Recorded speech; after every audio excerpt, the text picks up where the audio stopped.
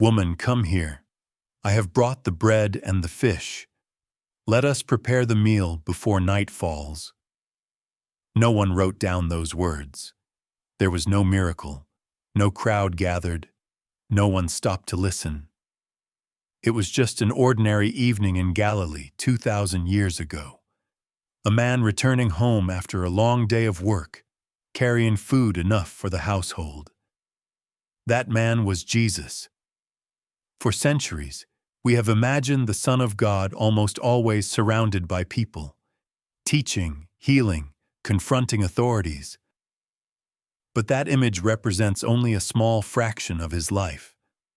Most of Jesus' years were lived far from attention, in repeated days, in silence, in routines that looked no different from those of any other Jewish man of Galilee. How did Jesus live when there were no miracles to perform, no disciples to instruct, no crowds to follow him? What shaped his way of seeing, his way of speaking, his way of loving during those long decades of anonymity? If we slow down and observe his daily life closely, we begin to realize something important. Those ordinary days, the ones no one recorded, were not empty time. They were forming something essential. Before the sun fully appeared on the horizon of Galilee, Jesus was already awake. The early morning cold still clung to the stone walls of the house. The air was sharp, enough to tighten the skin.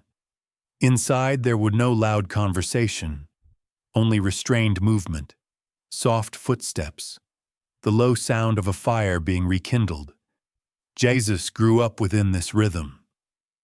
The day began early, not because of abstract devotion, but because of concrete necessity. Sunlight determined how much work could be done. Every hour mattered. Every delay placed a burden on the entire household. As the sky slowly brightened, Jesus attended to the first tasks of the day. They were simple, repetitive, learned not from instruction, but from years of doing the same things again and again. The smell of bread being prepared filled the space. Perhaps a small piece was shared right there, broken by hand.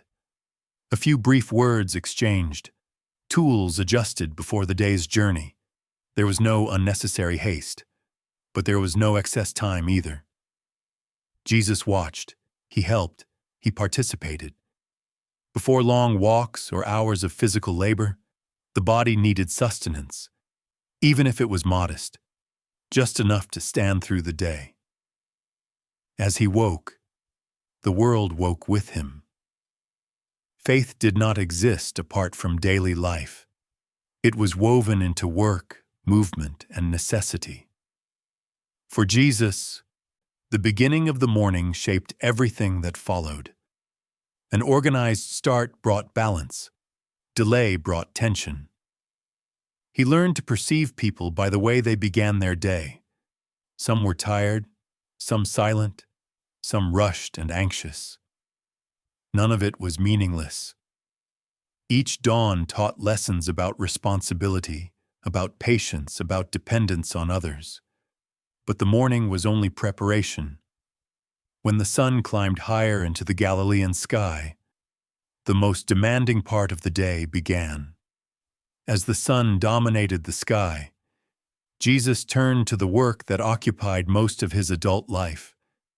He was not simply a carpenter in the modern sense.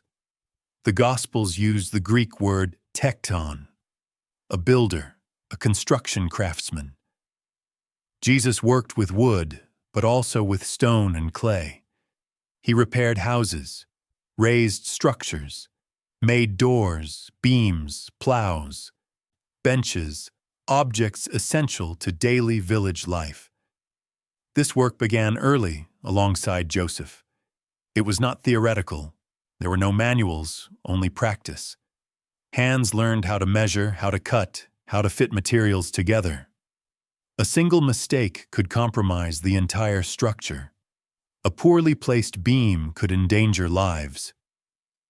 Jesus grew up understanding something very practical. What is not built well does not endure. The work demanded physical strength, endurance under the sun, constant attention.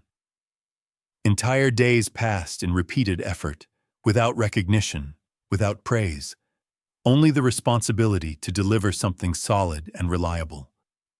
While working, Jesus observed people. He built for poor families and for those with greater resources. He saw the difference between cutting corners and investing in durability. These were not abstract lessons.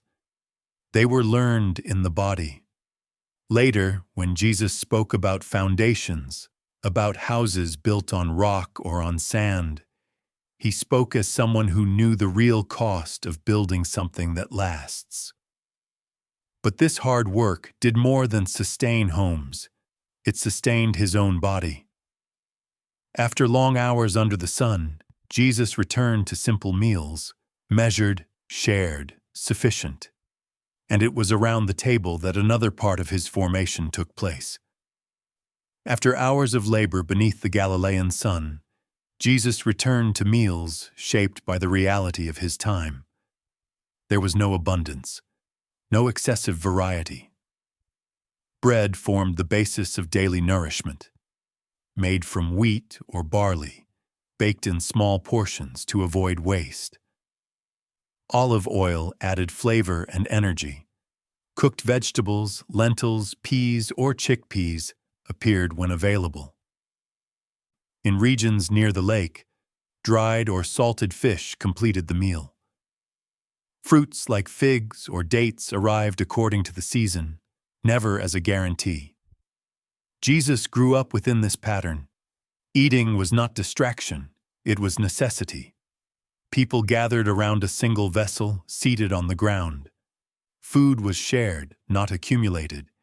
Every piece mattered. Wine, when present, was diluted with water and consumed in moderation. Nothing was excessive. Nothing was superfluous. The table taught limits, gratitude, attention to others. Jesus knew hunger. He knew scarcity. Some days there was enough. Some days there was only what was necessary. Even so, bread was broken before it was counted. These daily meals shaped his understanding of life.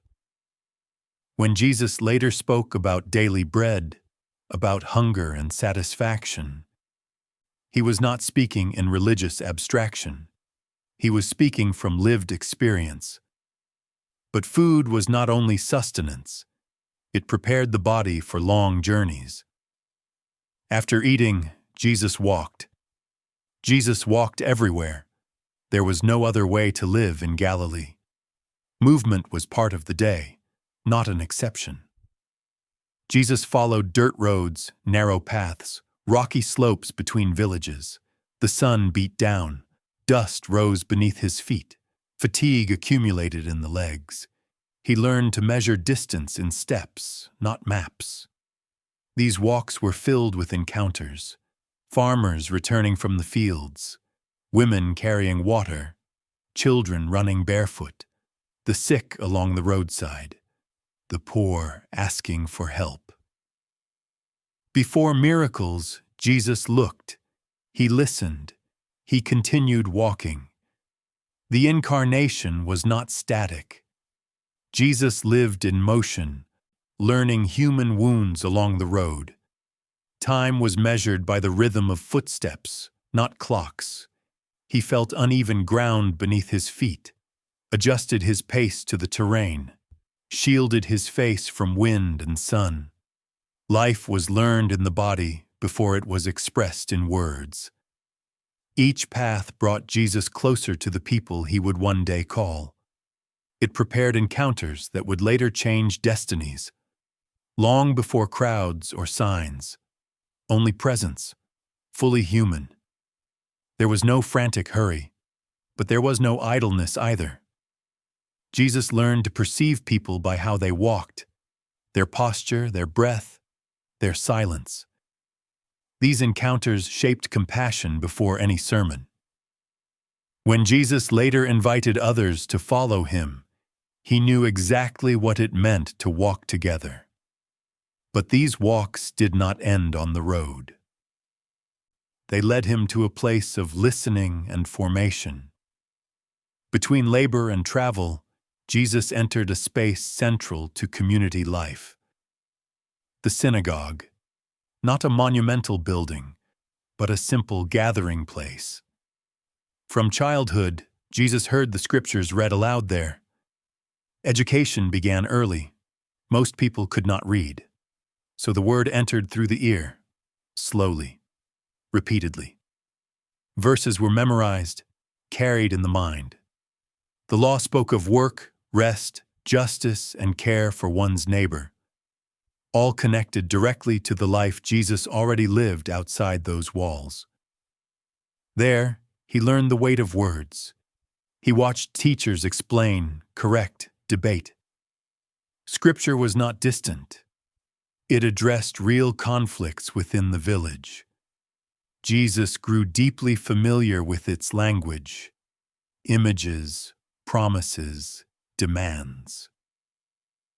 This formation did not produce an intellectual detached from life.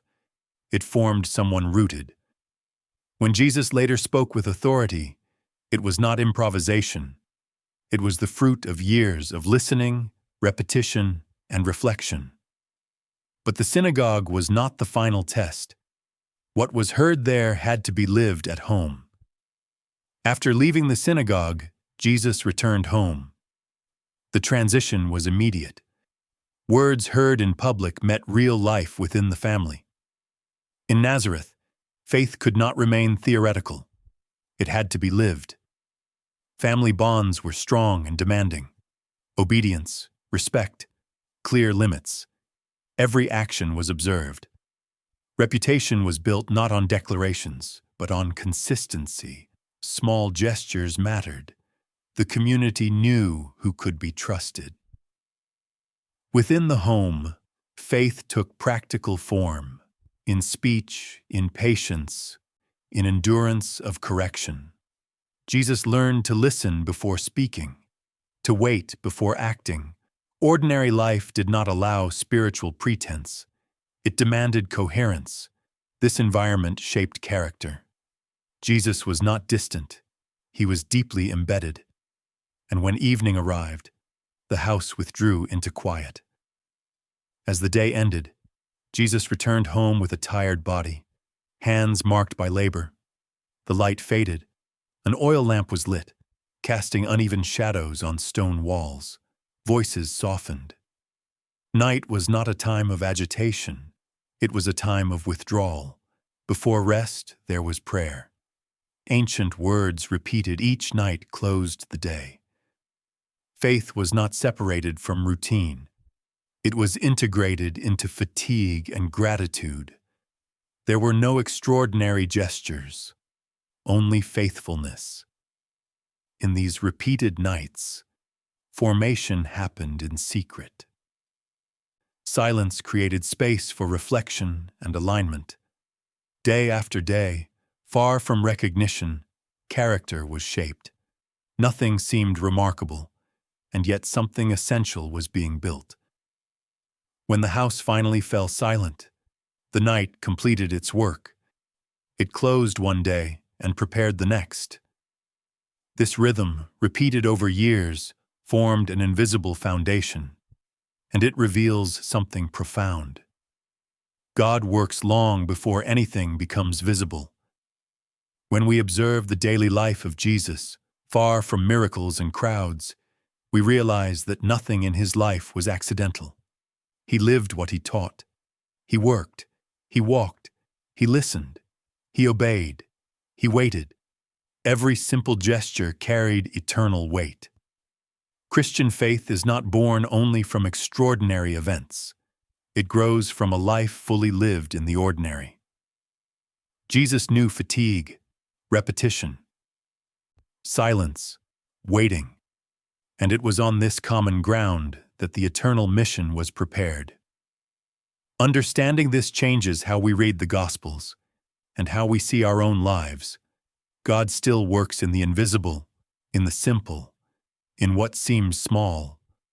The method has not changed. The Christ who transformed the world was formed in ordinary days, and that ordinary space may also be where faith, formation, and purpose are being built in us.